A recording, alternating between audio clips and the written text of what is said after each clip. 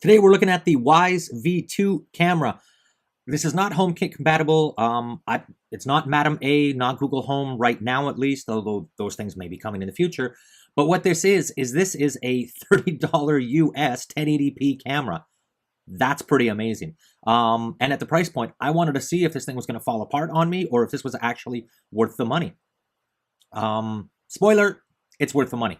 Pretty awesome. It's USB powered, 1080p resolution. It is only 15 frames per second, so that is something to be aware of. It's not like 30 frames per second that you get in standard TV movie.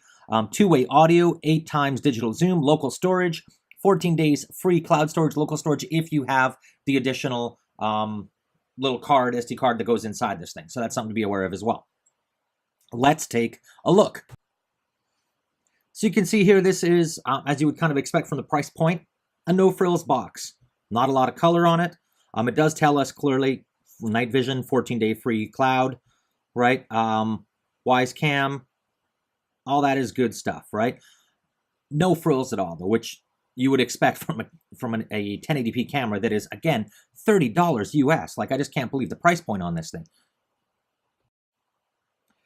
It is pretty well packed here. The camera is separate from the USB plug, as well as the cable. You've got quite a long cable that comes with this little guy, right? So it's a standard USB. You could definitely, I have tried this. You could plug it into like a VocoLink power USB slot. It will be powered off of that as well. And you can see that you've got this little tiny square cube, and that's the camera.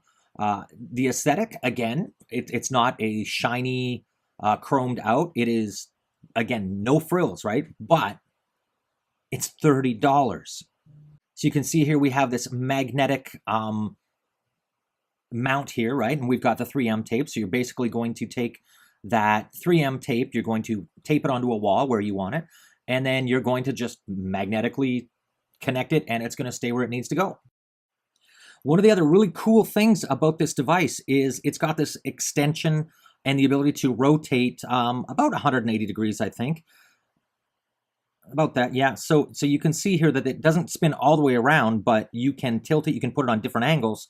So if you were to mount this upside down or mount it on a corner, you can kind of tilt it and make sure that you have the right coverage for your room. So now let's take a look at setting this up. So basically, I'm just going to press on that plus button. I've already set my account up, and I have to choose.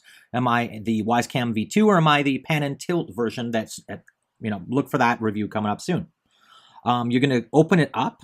You're going to push on that little button there, right? And when you hear a beep and ready to connect, then we click on the, I heard the ready to connect sound, right? This is about as simple a setup as you can get. So once we hear that sound, it's going to ask us to choose the Wi-Fi network and ask us to put in our username and password. And then the next step, it's going to create a QR code for us. And we're going to take the camera, point the camera at the screen about 5 inches away, as is clearly laid out on the instructions here. And at that point, the camera is going to actually download the Wi-Fi network username, password, or Wi-Fi name password, and connect directly and save those settings.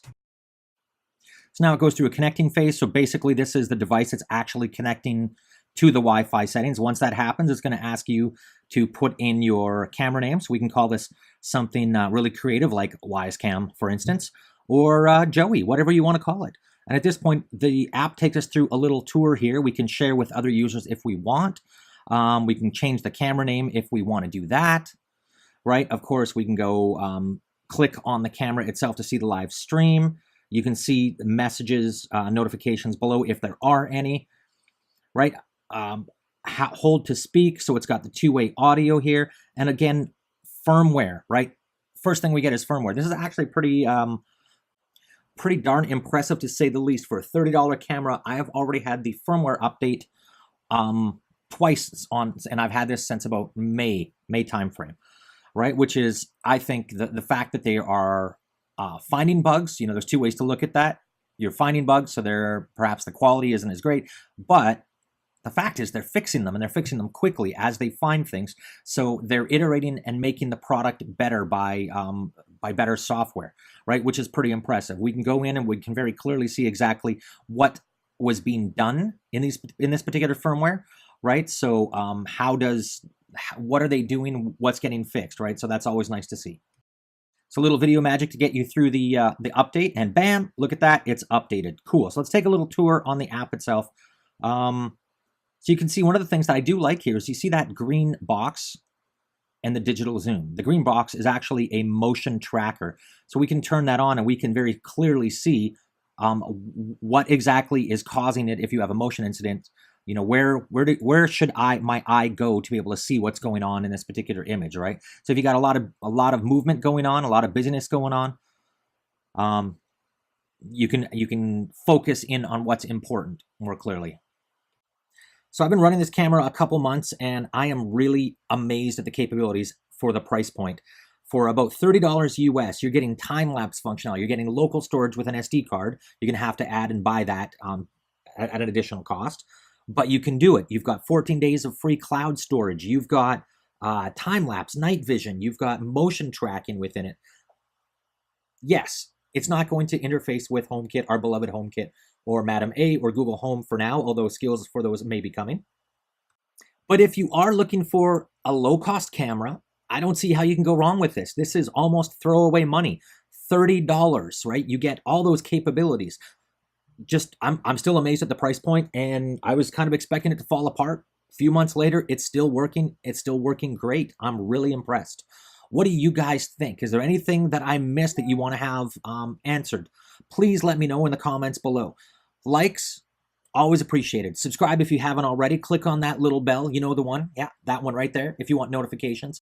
And although this is not a HomeKit product, if you are interested in learning how to make your house just a little bit smarter using Apple HomeKit Smart Home Ecosystem, please check the video notes below. There is a coupon code for a Udemy course, a substantial discount. I would appreciate any support you wanted to give me. Thanks.